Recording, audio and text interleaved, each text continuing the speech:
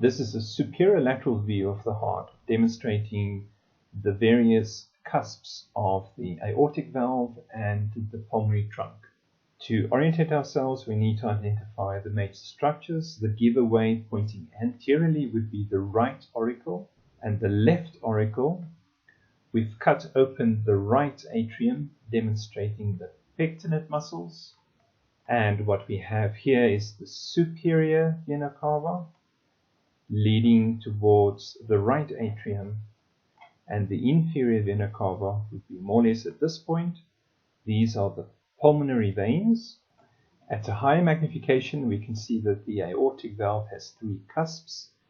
There's a right cusp, a left cusp, and a posterior cusp. For the pulmonary valve, we again have three cusps, a right, an anterior, and a left.